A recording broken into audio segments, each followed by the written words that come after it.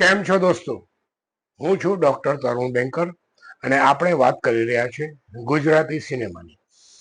ગુજરાતી સિનેમાની વાતમાં આજે આપણે વાત કરીશું આજે રિલીઝ થઈ રહેલી ગુજરાતી ફિલ્મ જીજા સાલા જીજા વિશે. ગત સપ્તાહે રિલીઝ થયેલી ફિલ્મ ઓલ ધ બેસ્ટ પંડ્યાના બોક્સ ઓફિસ કલેક્શન વિશે અને ગુજરાતી સિનેમાના સૌથી મોટા સુપરસ્ટાર વિક્રમ ઠાકોર સાથે સરકારે કરેલી ગેરવર્તણૂક અથવા તો અન્યાયની નીતિ સામે તેમની નારાજગી વિશે.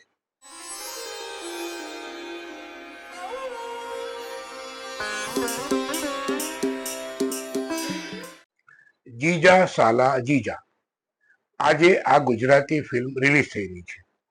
વાત કઈ એવી છે કે જીજા અને સાલાની વાર્તા છે અને એમાં જીજાનો જીજો પણ એન્ટર થાય.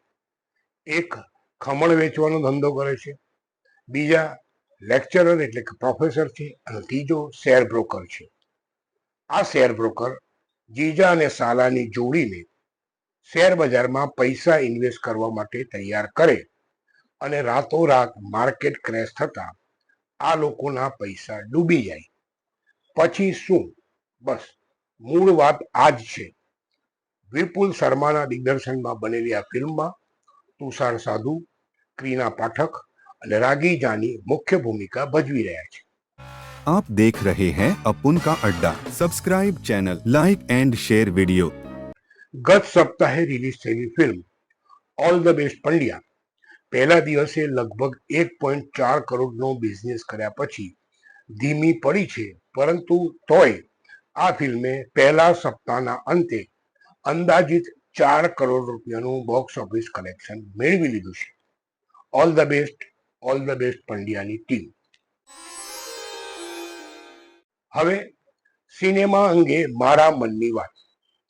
મિત્રો, છેલ્લા 10 દિવસથી એક મુદ્દો ચર્ચામાં છે. વિધાનસભા અધ્યક્ષે ગુજરાતી સિનેમા અને નાટ્ય જગતના કલાકારોને વિધાનસભામાં આમંત્રણ આપ્યું, પરંતુ આ કલાકારોમાં વિક્રમ ઠાકોર, જે આજના સમયમાં ખરા અર્થમાં સુપરસ્ટાર છે અને લાખો ફેન ફોલોઅર ધરાવે છે, તેને ન બોલાવ્યો. આ વાત આટલેથી જ અટકી નહીં. લગભગ ઠાકોર સમાજના કોઈ પણ કલાકારને બોલાવવામાં ન આવતા વિક્રમ ઠાકોરે જાહેરમાં નારાજગી વ્યક્ત કરી અને આ મુદ્દો હવે રાજકીય તૂલ પણ પકડી રહ્યો છે. ત્યારે સવાલ એ થાય છે કે શું ગુજરાતી સિનેમા જગતમાં પણ જ્ઞાતિવાદ ચાલે છે? મારો જવાબ છે હા. જે લોકોને એનો અનુભવ થયો હશે એ લોકો આ અંગે પોતાની પ્રતિક્રિયા આપી શકે છે. અમે આગામી એપિસોડમાં તેને સામેલ કરીશું.